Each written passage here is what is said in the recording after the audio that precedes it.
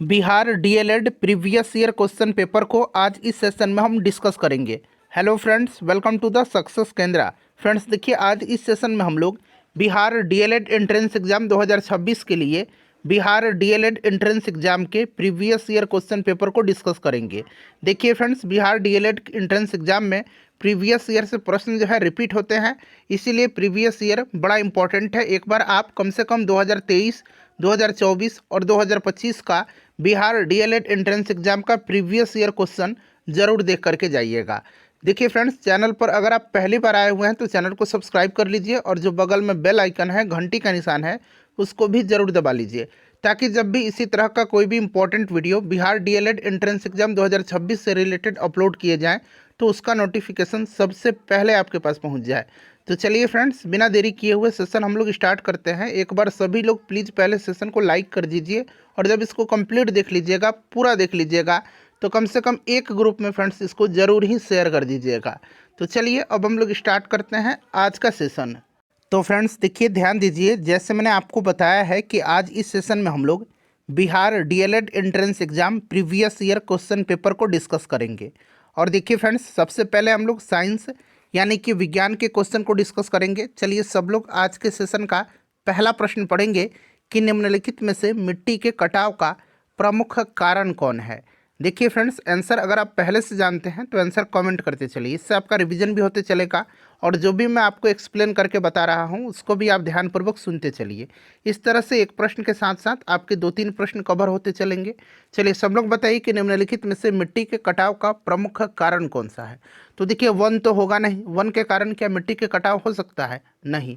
सोपानी कृषि भी नहीं होगा। तो देखिए, मिट्टी के कटाव का जो प्रमुख कारण है ये जल है, ठीक है ना। मिट्टी कटाव का प्रमुख कारण जल से संबंधित है।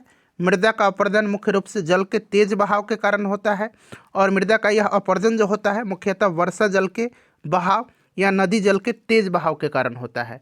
अभी बिहार में भीषण बाढ़ भी आया हुआ था इस साल, तो आपने देखा होगा कि नदियां किस प्रकार से कटाव कर रही थी और कई गांव का कटाव हो चुका है। ये गांव नदी में समाहित हो गई हैं, आपने न्यूज़ में भी सुना होगा। तो ये जल हो जाएगा। चलिए अगला प्रश्न देखिएगा, काफ़ी इंपॉर्टेंट क्वेश्चन है ये।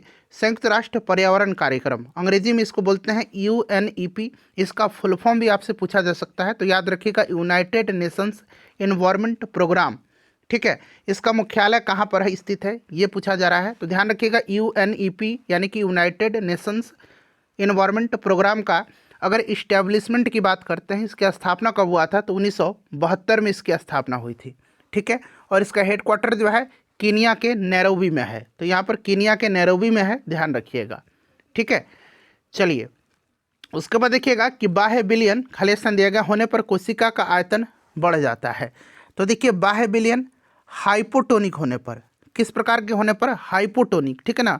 हाइपोटोनिक होने पर जो है, हाइपोटोनिक होने पर कोशिका का आयतन बढ़ जाता है। हाइपोटोनिक घोल में विलय की सांद्रता कोशिका के अंदर की तुलना में कम होती है, इस चीज़ को आप ध्यान रखिएगा। अच्छा, बात कोशिका की हो रही है तो आपको मैंने बताया था कि कोशिका की खोज रॉबर्ट हुक ने किया था। किसने किया था? रॉबर्ट हुक ने किया था कोशिका की खोज। और जीवित कोशिका की खोज अगर पूछ लिया जाए कि जीवित कोशिका की खोज किसने किया था, तो जीवित कोशिका की खोज लीवेनहॉक ने किया था, याद रखिएगा, लीवेनहॉक ने किया था।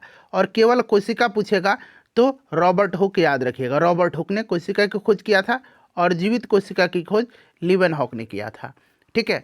अच्छा, अगर आपसे पूछा जाए कि अनुवांशिकता का जनक किसको माना जाता है, तो ग्रेगर जॉन मेंडल को माना जाता है। अच्छा, रक्त समूह का खोज किसने किया था, ब्लड ग्रुप का खोज, तो कार्ल लैंड स्टीनर ने किया था। ये सब आप ध्यान रखिएगा, ठीक है।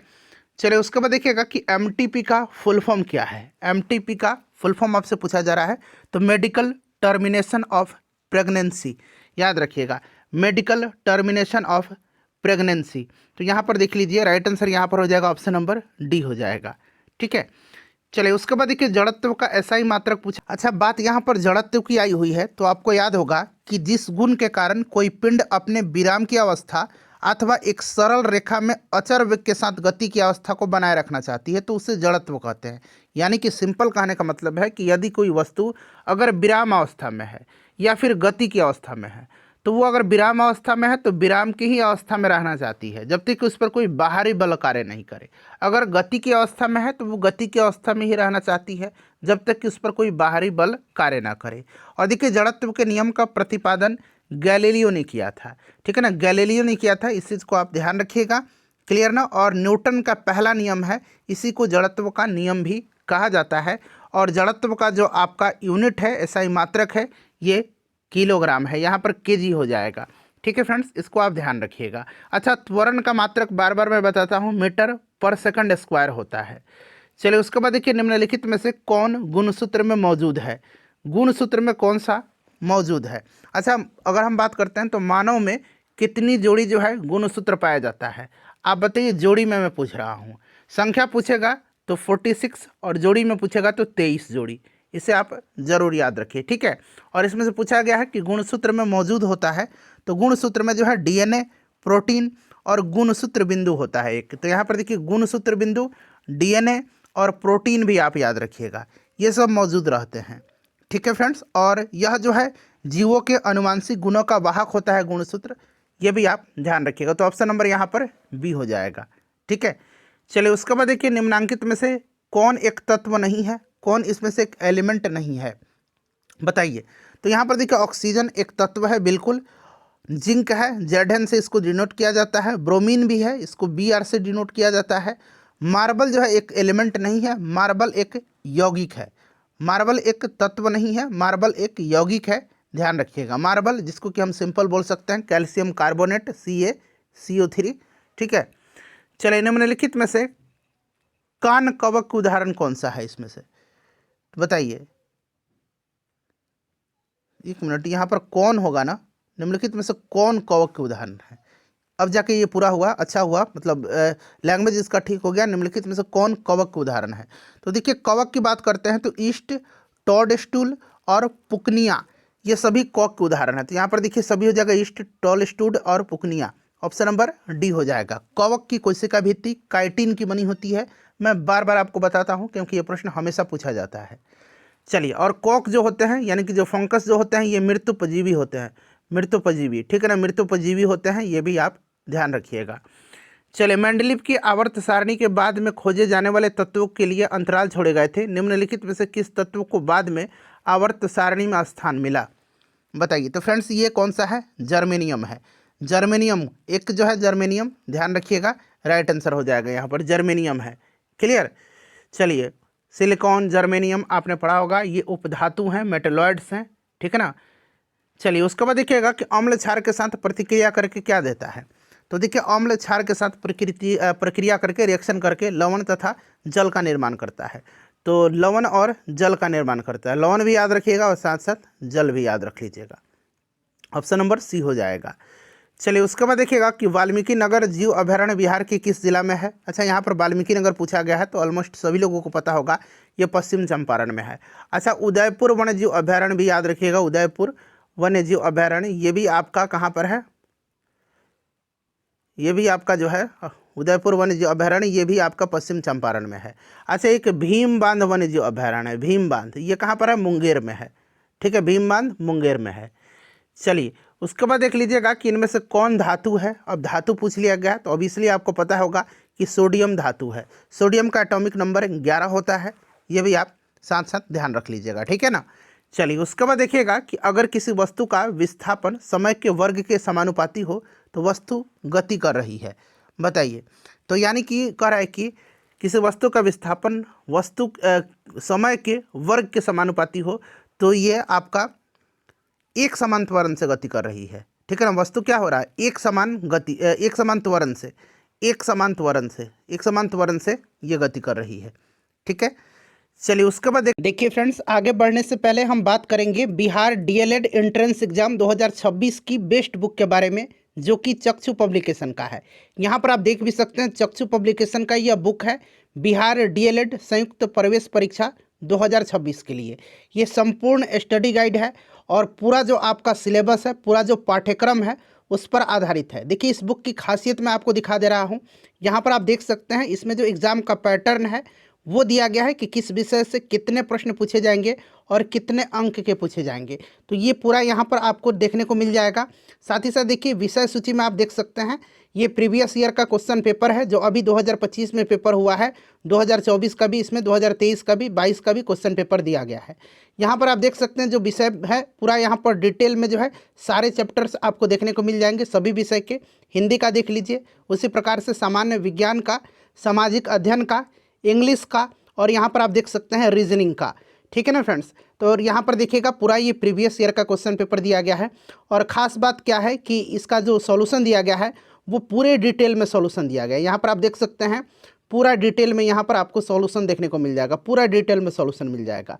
बहुत ही बेस्ट बुक है बिहार डीएलएड एंट्रेंस एग्जाम 2026 के लिए। बिहार डीएलएड एंट्रेंस एग्जाम 2026 के लिए चक्षु के स्टडी गाइड के साथ साथ आप चक्षु पब्लिकेशन का बिहार डीएलएड का ये प्रैक्टिस सेट भी आप ले सकते हैं और आप अपनी तैयारी को इसके साथ और भी मजबूत कर सकते हैं। देख लीजिएगा कि बैटरी से प्राप्त विद्युत धारा किस प्रकार की होती है। तो देखिए बैटरी से जो हम लोग विद्युत धारा प्राप्त करते हैं यह डायरेक्ट करंट होता है, ठीक है ना। और जो जनरेटर से उत्पन्न विद्युत धारा होता है ये एसी करंट होता है। तो इसको आप ध्यान रखिएगा, ठीक है ना। तो यहाँ पर आपका डीसी हो जाएगा, डीसी हो जाएगा, ठीक है ना। चलिए उसके बाद देखिए गाय की स्वदेशी या देसी नस्ल की विशेषता क्या है। तो देसी नस्ल जो होती है ना, अभी मैंने आपको प्रीवियस ईयर का कराया था, उसमें इसी तरह का प्रश्न पूछा गया था कि दीर्घकालिक अवधि के लिए कौन सी गाय की नस्ल जो है मतलब ज़्यादा दूध देती है, और उसमें विदेशी नस्ल था और देसी नस्ल था, ठीक है ना। वही पूछा गया है कि स्वदेशी या देसी गाय की विशेषता क्या है। तो इसकी विशेषता क्या है बताइए।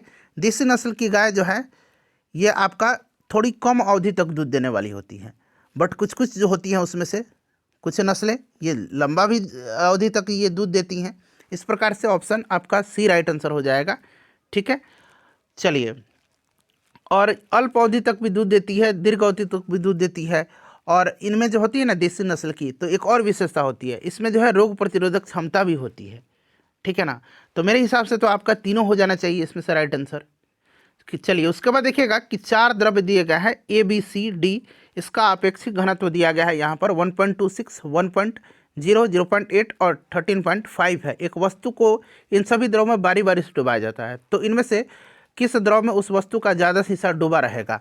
तो देखिए इसमें से अगर हम बात करते हैं तो इसमें से जो है जो वस्तु सी है, कौन सा वस्तु है, सी है, ये वाला वस्तु। क्यों? क्योंकि इसका जो है अपेक्षिक घनत्व कम है, इसीलिए ये ज़्यादा समय तक डूबा रहेगा, ठीक है ना। इस चीज़ को आप ध्यान रखिएगा, मतलब ये ज़्यादा हिस्सा इसका डूबा रहेगा।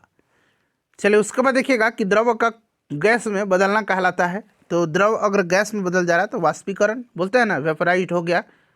चलिए तो ये वाष्पीकरण हो गया, इस चीज़ को आप ध्यान रखिएगा, ठीक है ना। और ऊर्ध्वपातन क्या होता है, कोई ठोस वस्तु जो है ना ये द्रव अवस्था में नहीं आती है, द्रव अवस्था में आए बिना ये सीधे जो है गैस में परिवर्तित हो जाती है, इसी को ऊर्ध्वपातन सब्लिमेशन बोला जाता है। चलिए उसके बाद देखिएगा कि एमनियोटा एमनिया समूह में शामिल है। तो देखिए अगर हम बात करते हैं एमनियोटा समूह में, तो इसमें सरीसृप, पक्षी और स्तनधारी तीनों आते हैं, ठीक है ना, तीनों आते हैं। इस चीज़ को आप ध्यान रखिएगा। तो यहाँ पर आपका तीनों हो जाएगा, सरीसृप, पक्षी और स्तनधारी एमनियोटा समूह में आता है, इस चीज़ को ध्यान रख लीजिएगा।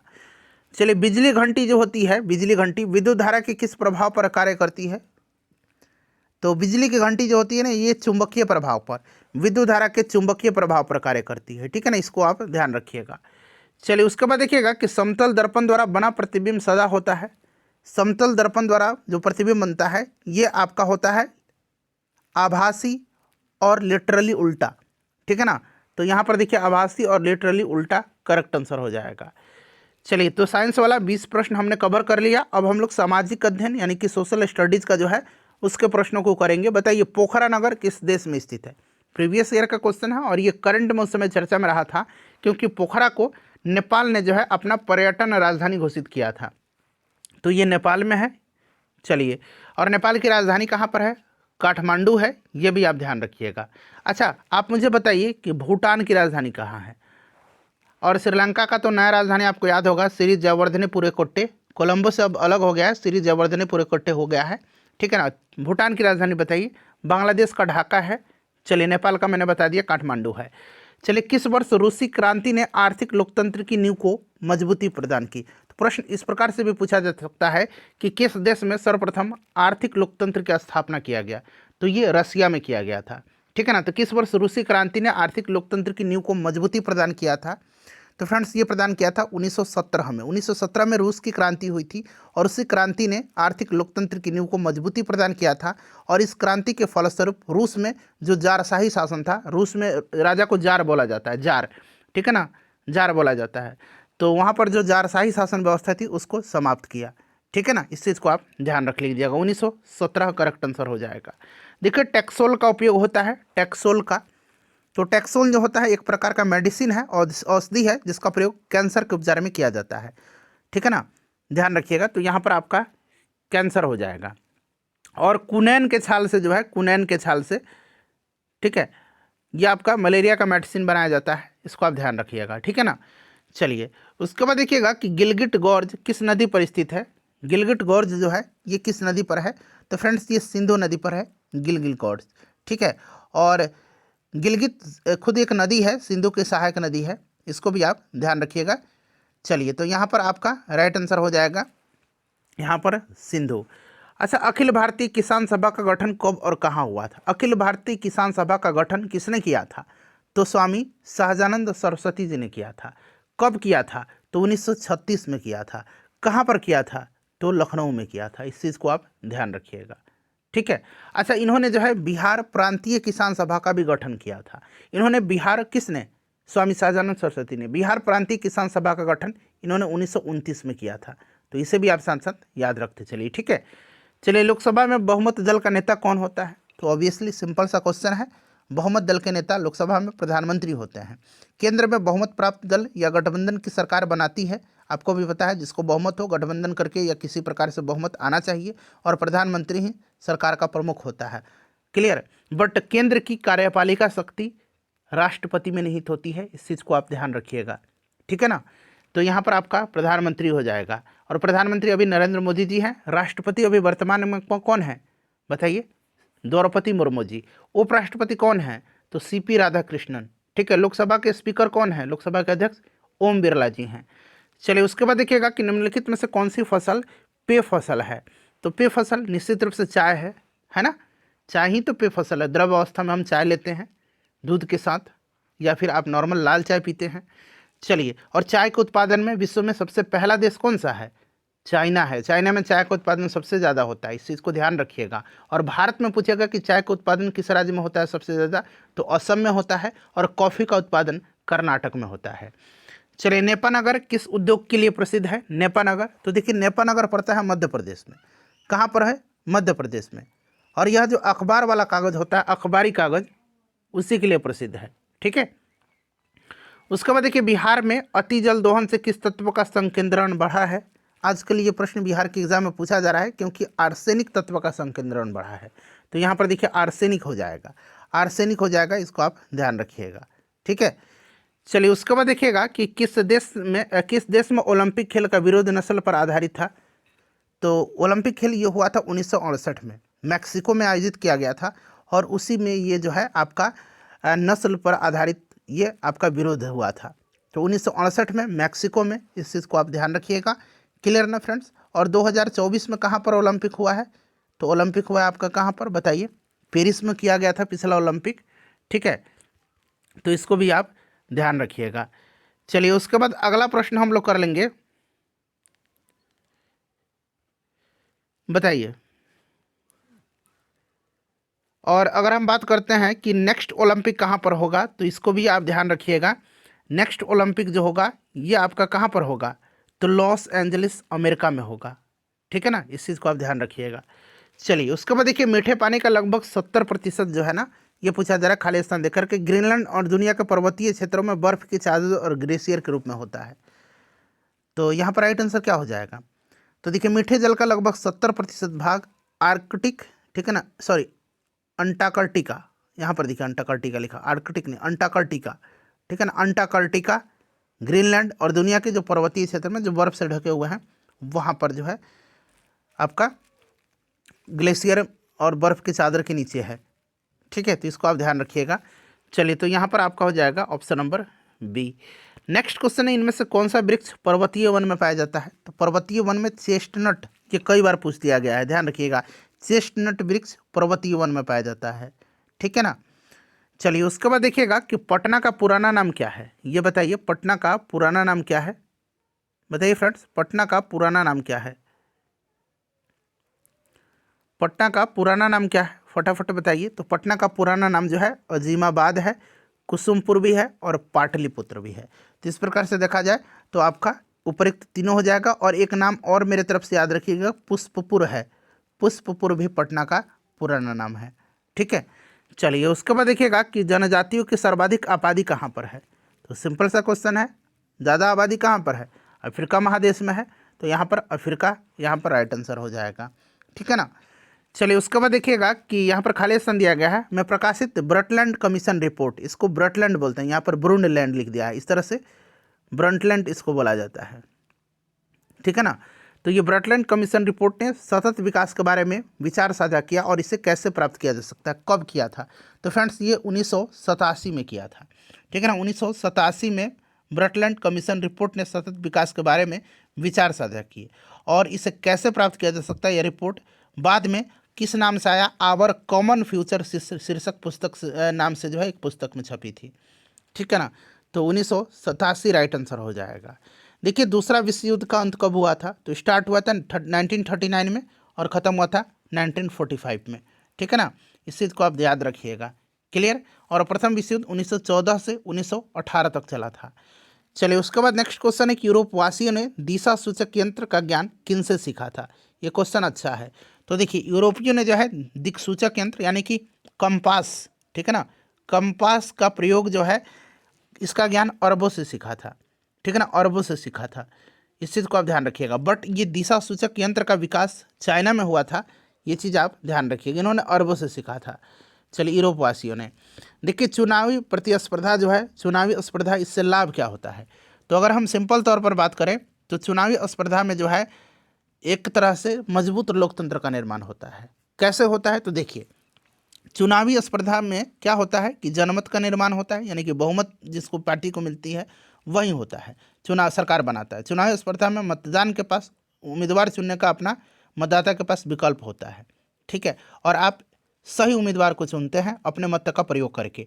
तो निश्चित रूप से अगर आप सही उम्मीदवार चुनेंगे तो लोकतंत्र मजबूत होगा। तो यहाँ पर अगर देखेंगे तो जनमत निर्माण में हो जाएगा। देखिए मानव अधिकारों को संयुक्त राष्ट्र के द्वारा मान्यता कब प्रदान की गई थी? मानव अधिकारों को, तो फ्रेंड्स देखिए 10 दिसंबर 1948 को संयुक्त राष्ट्र के द्वारा मानव अधिकारों को मान्यता प्रदान किया गया था। 10 दिसंबर 1948 को पेरिस में संयुक्त राष्ट्र महासभा द्वारा मानव अधिकारों की घोषणा किया गया था और इसीलिए 10 दिसंबर के दिन मानव अधिकार दिवस मनाया भी जाता है। तो इस चीज़ को आप ध्यान रख लीजिएगा, इंपॉर्टेंट है ये क्वेश्चन, ठीक है ना। चलिए अगला प्रश्न है कि अपने अस्तित्व के दौरान 17 राष्ट्रों ने संयुक्त राष्ट्र की सदस्यता वापस ले ली, निम्नलिखित में से कौन सा राष्ट्र संघ से अलग नहीं हुआ? तो इसमें से कौन सा हो जाएगा आपका अलग नहीं हुआ, बताइए। अच्छा संयुक्त राष्ट्र की बात हो रही है ना, संयुक्त राष्ट्र संघ, तो इसकी स्थापना हुई थी 1945 में, ठीक है ना, इस चीज़ को आप ध्यान रखिएगा। और देखिए इसमें से जो है भारत यूएन से कभी अलग नहीं हुआ है, तो इस चीज़ को आप ध्यान रख लीजिएगा। अपना स्कोर बता दीजिए इन 40 प्रश्नों में और सेशन को लाइक कर दीजिए और इसको शेयर कर